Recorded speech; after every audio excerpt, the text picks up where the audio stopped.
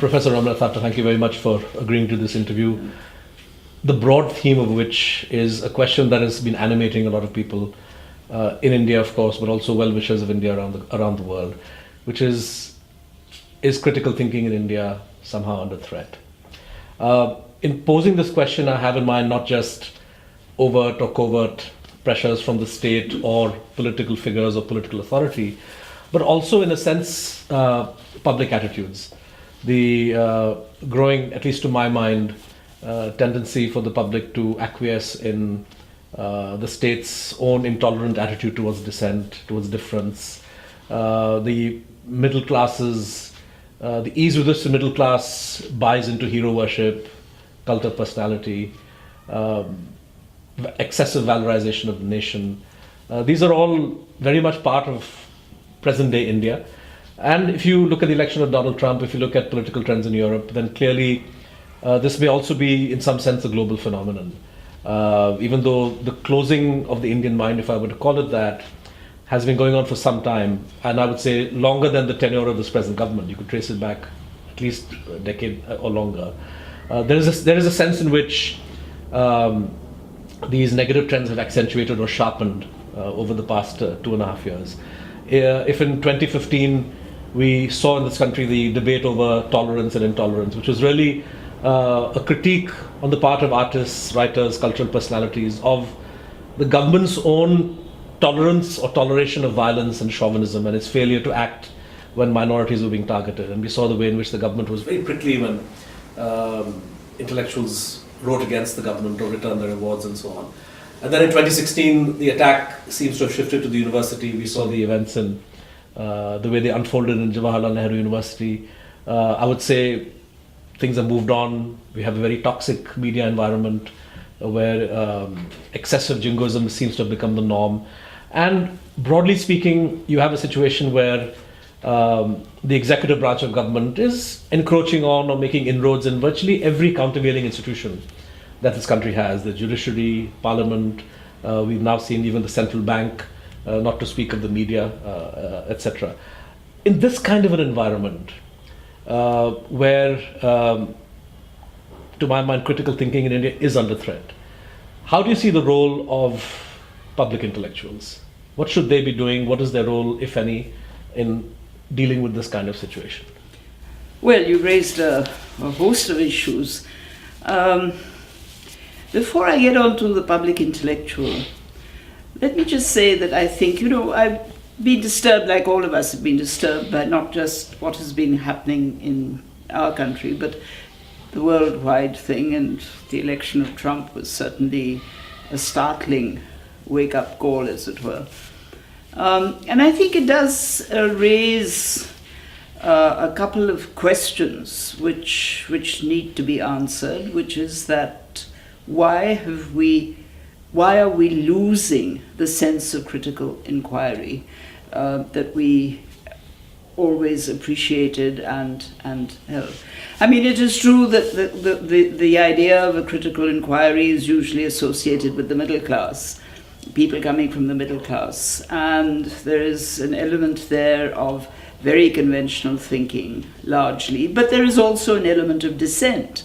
And I think that one should really look at what is happening there as well. And admittedly, it's true that the dissent has not been as vocal as one would have thought, which does add to this notion that there is a decline, and there is in fact a decline of critical inquiry. But I think the two issues that it does bring up very strongly, to my way of thinking, one is the whole question of the institutions and structures of democracy. Have we come to a point today where we have to rethink what those institutions and structures should be? We've always based ourselves on things like elections, representation, how to represent opinion and people and so on, the articulation of people's ideas, the whole question of majoritarianism and so on. Is this sufficient?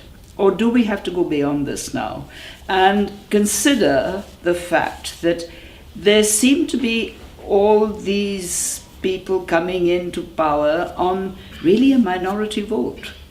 I mean, 1/3 is hardly a majority vote, Right. and yet the process is such that they have come to power. Even Trump's vote is not such an overwhelming vote. No, in fact, he lost the popular vote. He lost exactly. popular vote.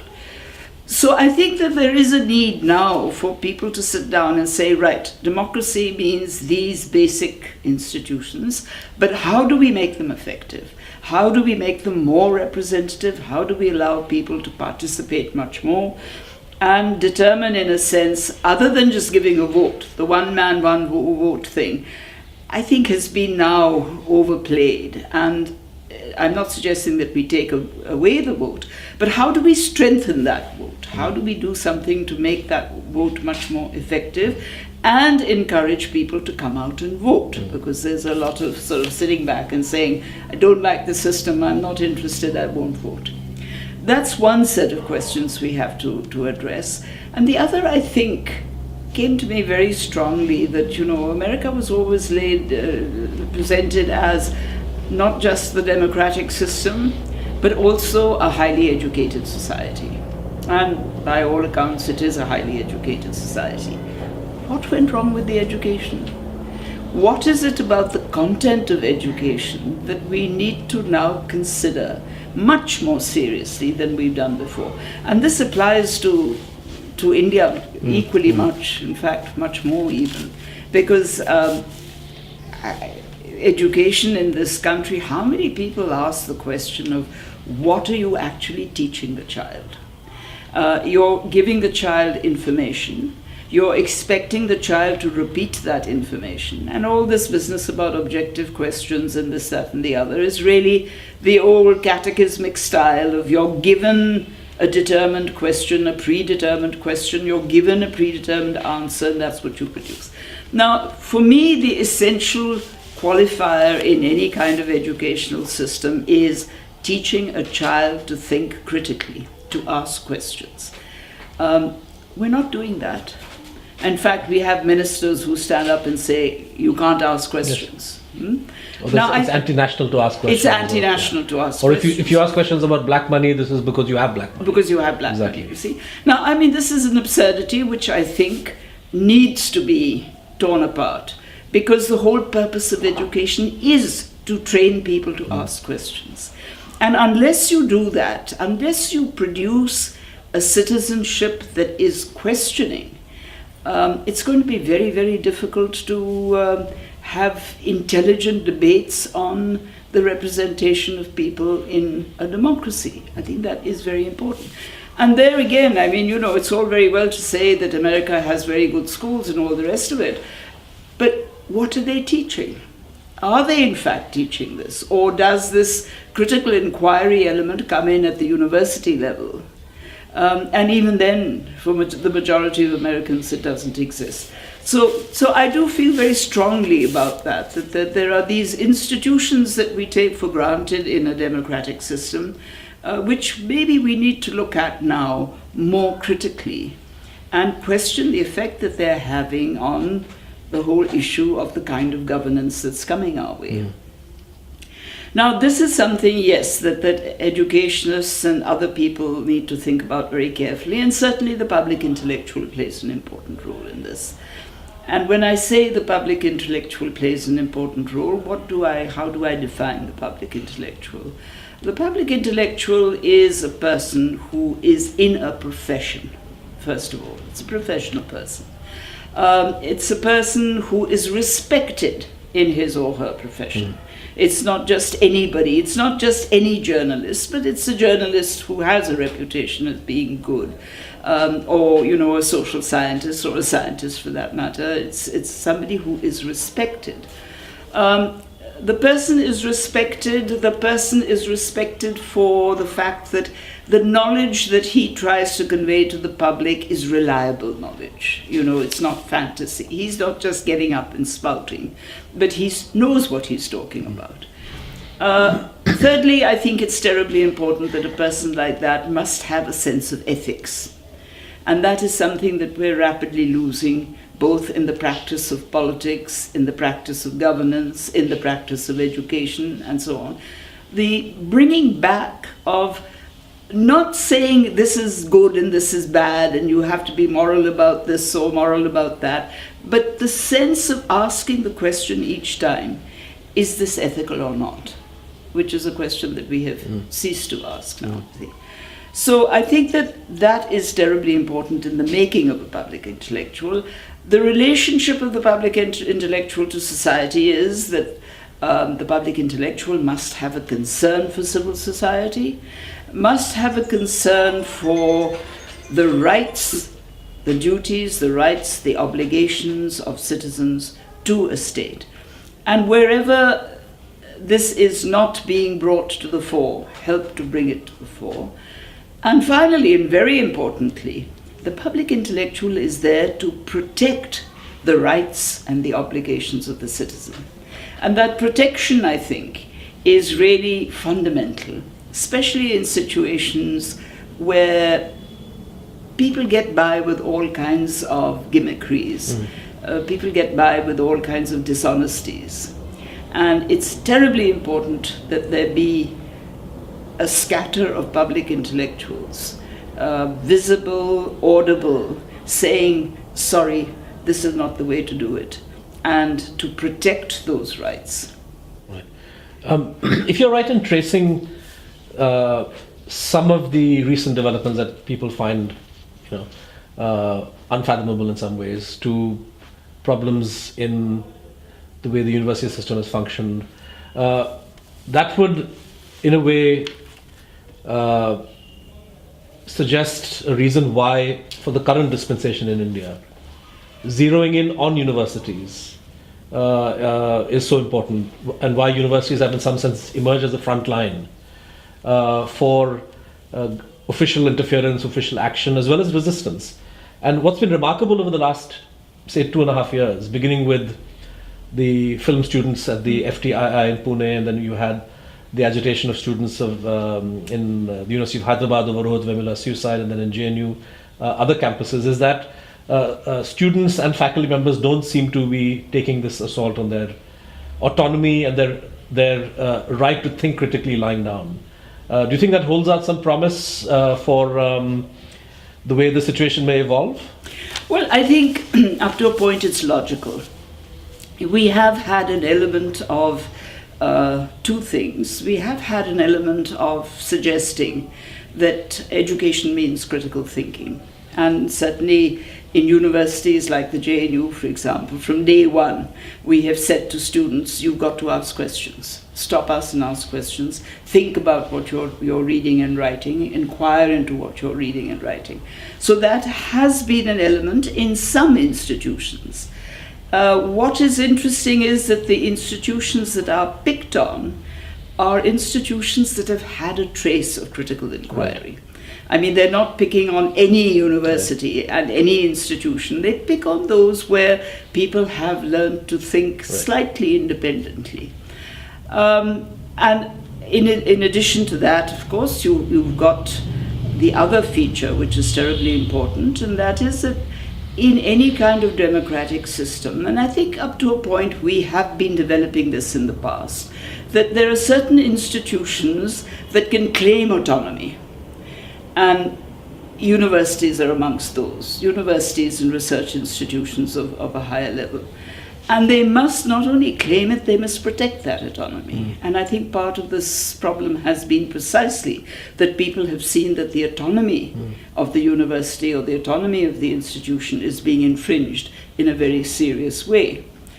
And it's important to maintain this autonomy because you cannot have a democratic system in which the government controls absolutely everything. You have to have some institutions that are beyond government control, that are autonomous. Now, many of us have been arguing, I mean, take the case of something like textbooks.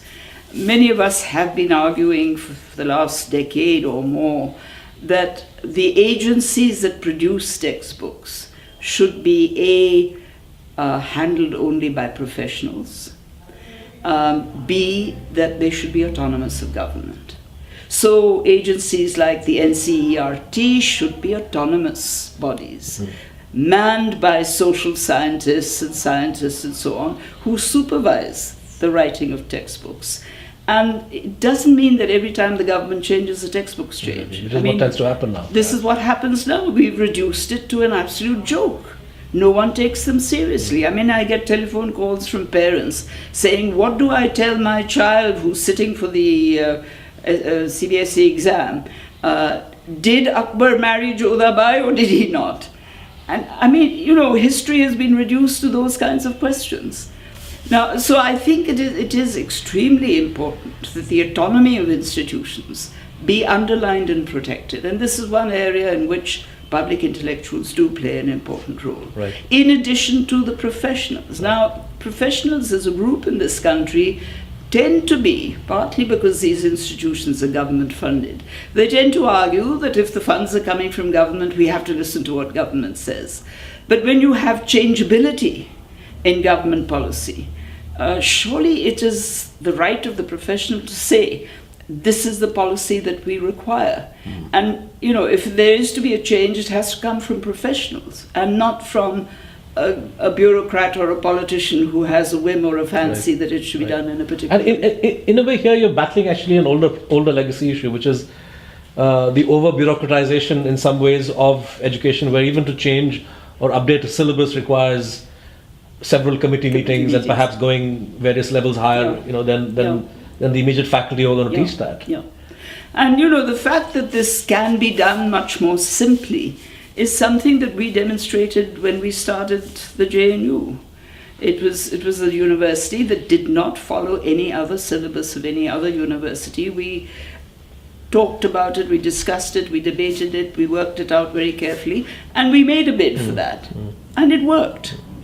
I mean, and that is one of the things that one is, in those of us who are in academia, one of the things we're really frightened of is that autonomy to think and that autonomy to work out a syllabus in a curriculum and teach it, that may go. You know, for some time you've been zeroing in on the importance of asking questions, that this is the fundamental problem of our time. And academia is one area where this has to take place, but obviously the media is the other important sector of society where a questioning attitude has to be adopted. And it's quite alarming to me as a journalist to see how the practice of journalism has shifted from a profession where, in a way, one took pride in being adversarial against those in authority, to a situation where big media today prides itself in being the conscience keeper of the state, conscience keeper of the nation, egging the state on to battle in a more determined fashion against enemies, be they external or internal. How troubled are you by the way in which media culture in this country has evolved? I don't know how much of a television news watcher you are, but there's a lot that's pretty horrid that's out there night after night. Oh, I think one of the reasons why I've ceased being a television news watcher, or a television watcher as it were, is precisely because I find it absolutely indigestible.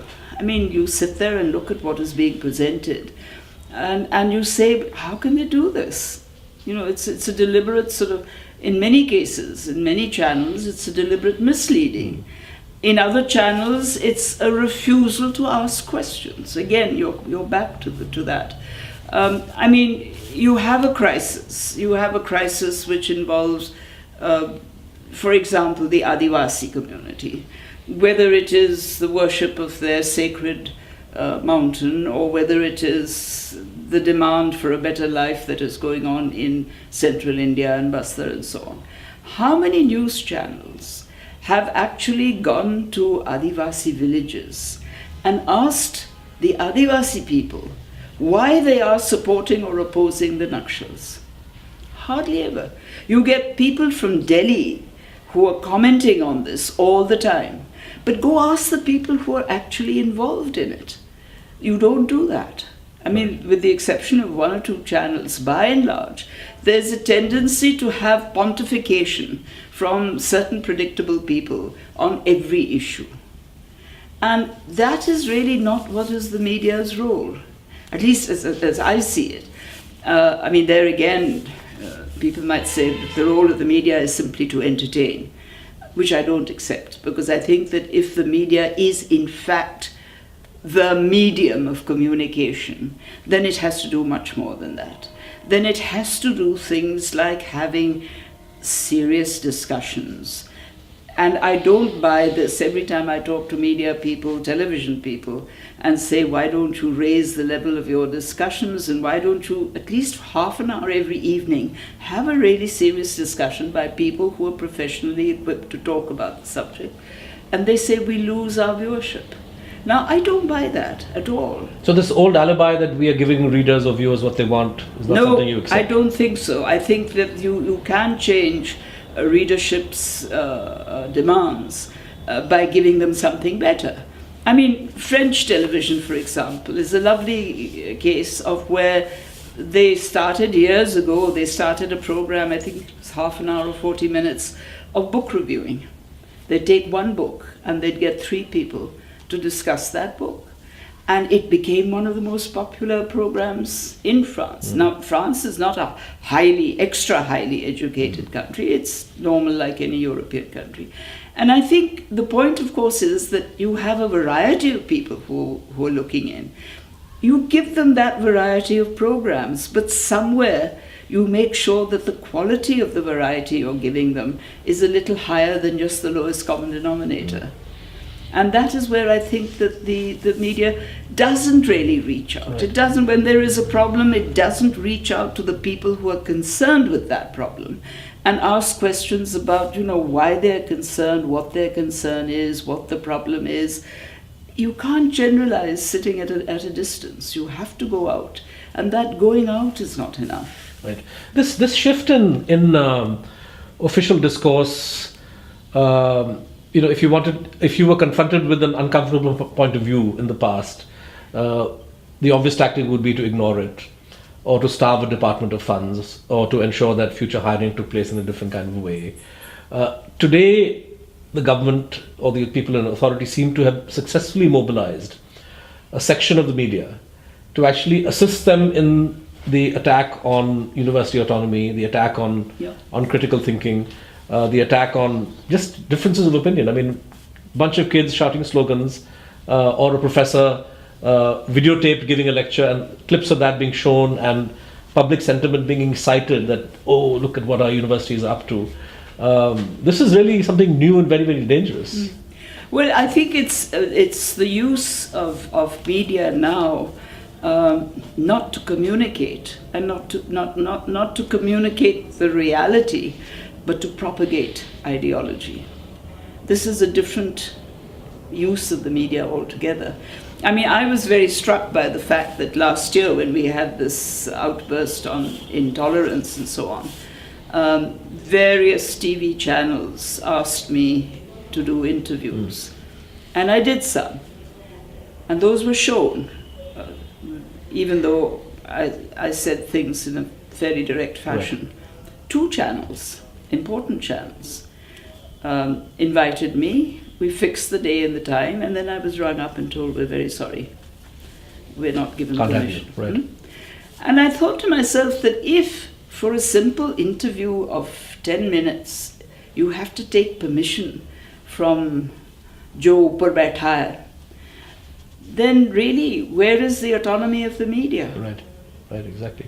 No, this is something that's, media has always had problems in this country, and I've been a journalist now for 20 years, and have worked in media organizations in a situation where we've had 4 or 5, maybe 6 prime ministers, Narasimha Rao, Deve Gowda, Vajpayee, Gujral, Manmohan, and Narendra Modi. But the climate today is really quite different, in the sense that media proprietors are far more risk averse, far less willing to ask questions, far less willing to have their people ask questions, and far more willing to clamp down on whether it's an interview or a debate topic or an op-ed.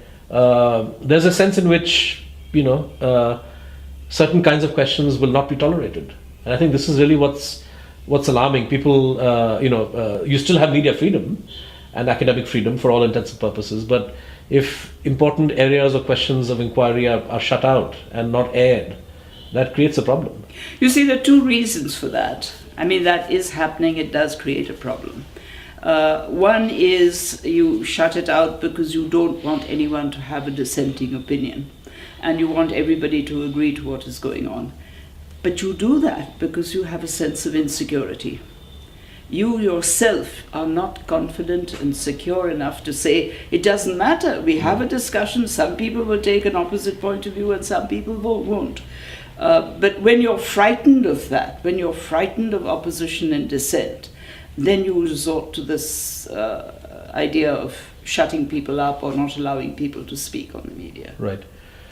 No, one of the aspects of present-day politics in India is that you have a ruling party, the Bharatiya Janata Party, and its parent organization, the Sangh Parivar, and of course a host of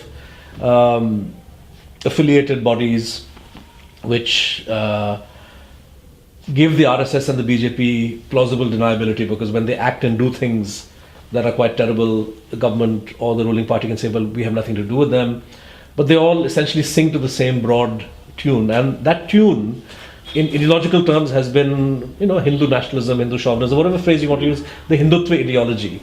And we've seen elements of that ideology coming into play over the last 2.5 years. But I get the sense that somewhere down the line, not just the Prime Minister or the BJP or the RSS, but the whole wider Sangh Parivar has latched on to the idea of the nation and the nation under threat as being a far more potent vehicle for their kind of politics. We've seen, of course, in the campaign against JNU, which is where, in a way, this whole thing started, where they accused students of being anti-national on the basis of shouting slogans. They accused them of being seditious. Then you had this whole controversy about how politicians and people must say Bharat Mata ki Jai, and if you don't, then somehow you are being anti-national. And then, of course, the entire discourse over terrorism, the so-called surgical strikes, even the campaign against black money, is all being cast in the language of nation khatre mein hai, the nation is in danger, and if you don't stand with the government at this time, then somehow you are being unpatriotic. And most recently, we've seen even the Supreme Court of India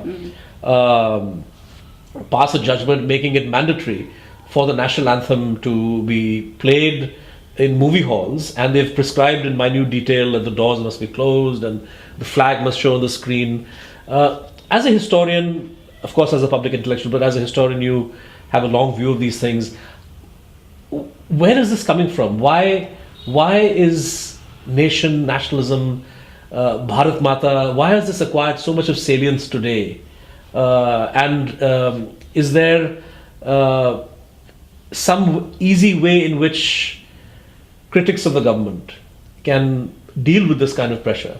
Because once you go down that whole nation under threat or jingoism, it's a slippery slope, and you have TV channels now. I don't recall earlier referring to every dead soldier as a martyr, but every channel now says soldiers were martyred. So the whole language of public discourse has become very overtly nationalist, which leaves me a little bit worried as a journalist. I'm sure worries you as a historian. But how do you explain this newfound salience that the nation has? Well, I think it hasn't become overtly nationalist. It's become overtly nationalist of a particular type. One of the problems is that let me now be a historian and also be a little academic on this. Nationalism is a stage in history. It's not something that goes back to the Vedic period or the Gupta period or the Mughal period or anything of that kind. It is a change that societies undergo when they start turning towards things like industrialization and capitalism and so on, and the middle class emerges as the most important body. I mean, this is just simple history, but there it is. And nationalism emerges as a way of restructuring the different communities into a new identity and value system. And what is the identity? The identity is the citizen. You move from being a subject of a kingdom to being the citizen of a nation. And the nation is one category among a whole series of states. I mean, you've had clan societies, you've had kingdoms, you've had monarchies, empires, and so on. Now you have a nation state, that the state is a nation. What has happened in this process is a kind of misinformation, or not even information, but a form of disguising nationalism to mean the community that you wish to give priority to. And this happened in the Indian case, where you had an all-India nationalism that talked about the coming Indian citizen in colonial times, and you had a series of other nationalisms, preeminently Islamic, Muslim nationalism and Hindu nationalism, that talked about the coming of a state of a religious kind. You had Pakistan on the one hand, and you had the Hindu Rashtra in the 1930s being defined. And the difference is that a general nationalism of a nation brings all the communities together, gives them a new identity as a citizen, and the new identity is the equality of everybody, equal rights to social justice and the law, equal rights to resources, distribution, and so on. Human rights are guaranteed in the course of being a citizen. But what happens in the case of varieties of nationalism is, whether it's religious or caste or linguistic, that particular group is to be given priority. And so in the Hindu Rashtra, you have, as has been amply written about extensively, you have the Hindu citizen being a notch higher because he has the territory of British India as his Pitri Bhumi and as his Punya Bhumi. To use Savarkar's famous phrase, thesis, yes, and that is really what the whole BJP, Sangh Parivar, RSS thesis is based on. Now, there is therefore a contradiction here, a tension between what many of us understand as nationalism, as such, and what they understand by nationalism, which is Hindu nationalism. It's not the same thing at all. And in a democratic setup where you're talking about the representation of everybody, every citizen, you cannot say some citizens are a notch above, and you cannot give more priority to some citizens. Everybody has to be absolutely equal. Right. Now, what do you do then in order to get around this question of defining nationalism as the ideology of the citizen, which means equal rights, equal laws, observing of laws, and all the rest of it, and slightly edging in either a religious or linguistic or caste group? You do it through slogans. So when you look at the slogans that they're giving you, the slogans are all slogans that really deal with the superiority of the Hindu. They're not slogans that deal with the citizen as such. You know, the a-religious citizen. They in fact negate that concept. They negate that concept. And this creates a further problem. This kind of nationalism is suggestive of another problem in democracy, which is that, in a sense, democracy is dependent on being secular. You cannot have a democracy where you have predetermined majorities of whatever kind. Right. In a democracy, an issue comes up, and the majority comes from every part of society and takes a decision, and the next issue that comes up has a totally different constituent of majority. It doesn't have the same thing. Right. Therefore, how do you kind of ensure, without saying that you are a Hindu state, how do you ensure that in fact these little indicators are going to give an identity to the citizen? Right.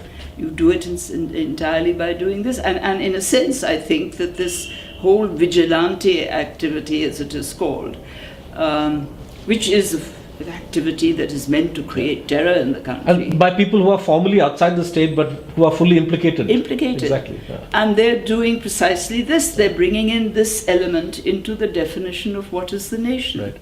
Right. But of course they build on, you know, when the BJP or the RSS talks of, they embrace in a formal sense the idea of, they say we need genuine secularism. They criticize others as being pseudo-secular. And what they do is that they question the democratic state's need to, in a way, act in defense of sections, which may be linguistic or religious minorities who are disadvantaged in some way, they would decry that as appeasement, as pseudo-secularism, and they latch on to those sorts of protections, which are very Gandhian or Rawlsian in any philosophical sense, but they would hold that as somehow subverting the concept of equal citizenship.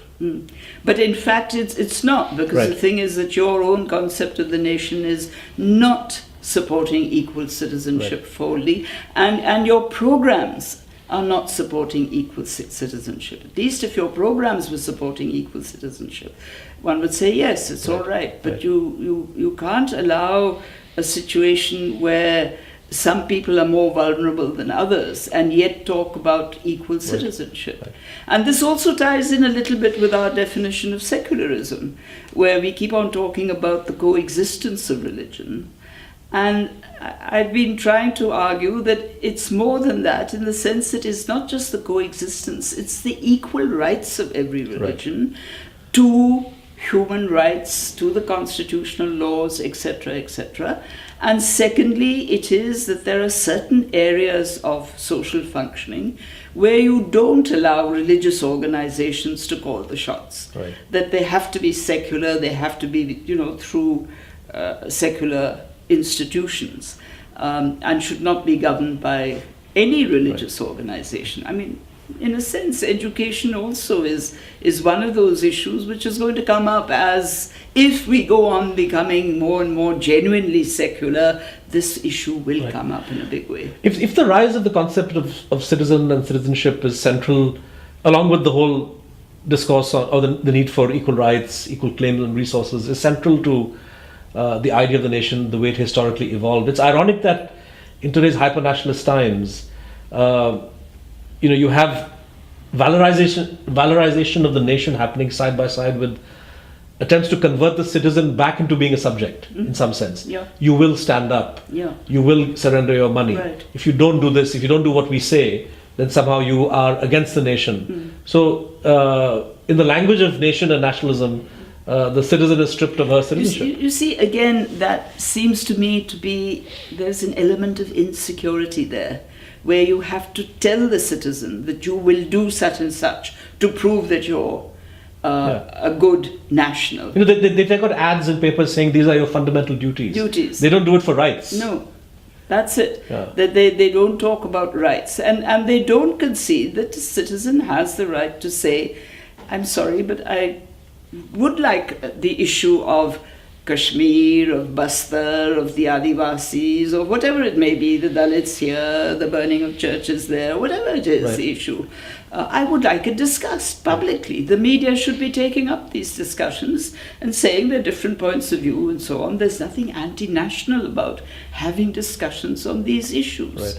But again, if it's a sense of insecurity, then you start saying, you have to do this, and you have to do this, and you have to do that. Some liberals, some intellectuals respond to the excessive nationalism of our times by, in a way, rejecting the idea of the nation. Do you think in this country, how should the public intellectual negotiate her way around this whole question? Is the language and discourse of the nation still relevant and an essential part of public discussion, or is it a category that perhaps no longer enjoys the kind of salience that it once did? Well, I think that the fact that there is a debate going on what is meant by the nation and a national and nationalism means that the nation hasn't really got firmly embedded. This discussion will go on. But because it is a historical phase, as I see it, I also see that there are some parts of the world where they have moved beyond the nation. The European Union was one. I mean, when you consider the relationship between France and Germany and how deeply nationalism, even there and here, is tied into territory. I mean, and I think this is partly the result of cartography and the ability to draw maps and boundary lines and so on, and the boundary line becomes absolutely the firm divider. All of this, I think, is something which is part of a historical phase. And if it can be changed as it was changed in Europe, though goodness knows they may be coming back to the idea of the nation again. But at least for a period of time, they weren't. One can think of a possibility of a future, 50 years down the line, when national boundaries may not be so important. I mean, who knows? Historians don't make predictions, but there is an openness about the future. It's not that historically, let me say that the idea of the nation is not something that will go from now to eternity. Right. It will undergo some changes, but what those changes will be, one doesn't know. One of the things which alarms me personally, and I'm sure a lot of other people who watch what has happened in India or Europe or the US, is a growing tendency among large sections of, I would say, the middle class, for want of a better term, to buy into the cult of leadership, to be seduced by sloganeering of one kind, vacuous slogans of one kind or the other, wild and completely crazy proposals that politicians make as a means of addressing, perhaps not even real problems. Which is why I feel that the pressure on critical thinking and the pressure on the public intellectual comes not just from the state and those who echo its concerns directly, but also from the shifting terrain among the public. What explains this? Is this product of political culture, education? What explains the public willingness to go along with a certain kind of retrogressive narrative? Well, it's sometimes explained by the uncertainty and the insecurity of the times we're living in. Now, I don't know whether this is particular to our times or whether it was the case earlier. If I look back in my own lifetime, certainly one had the feeling, I was a child in the 30s and in school in the 40s, one had the feeling that life was secure, it was determined. And yet at the same time the national movement was going on, so as one grew a little older and became aware of the world around one realized that there was an extreme tension going on, which somehow one didn't feel so much.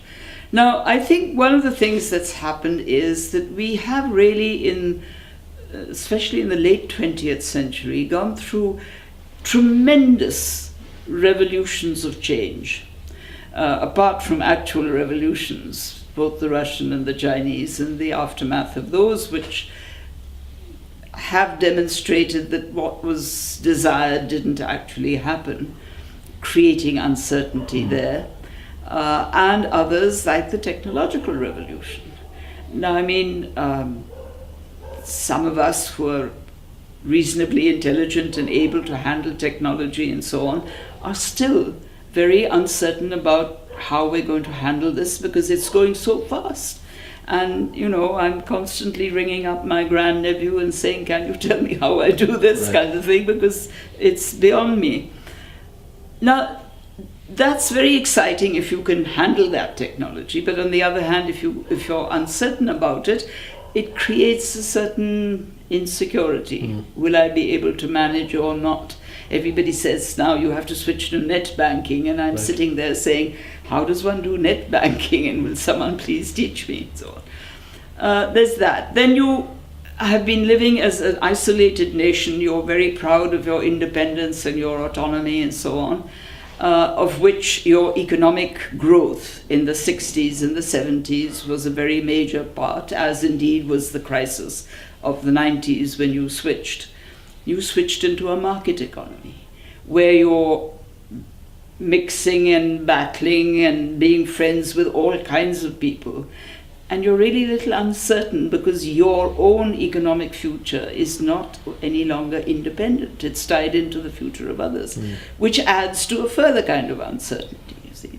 And I think in all of this, it's very comforting to feel that there's somebody up there who's looking after you, who you feel, well, if I express my loyalty and faith in this person, that person look after slightly like the tendency towards religion.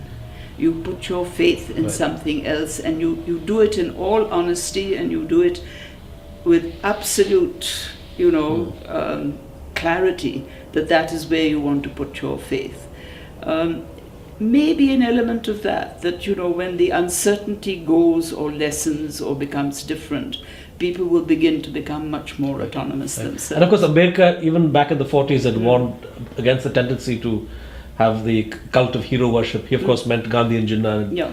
But that's something that could equally apply to modern day India. Well, that is certainly something that nationalism does bring, the cult of hero worship. Everywhere in the world where you've had strong national movements, you've had that hero worship, because in a sense it's the hero that sort of leads you on and takes you into places and makes a different human being out of you, makes a citizen out of you, and that kind of thing. Right. And of course, we have always taught history from the point of view of the hero. Right. It's only now recently that it's begun to change, and people are talking about the past in different terms. Right. So that's always been there. And then there's always been this sense of the utopia. India was great in the time of Ashoka and Akbar and that kind of thing. Who knows what the reality was, because we can't go back into the past. But nevertheless, there is that faith. And so, even today, you feel that if there is a strong person who's handling governance, then you put your faith in that person. Right. On that note, we'll end it there. Thank you so much for this conversation. Thank you.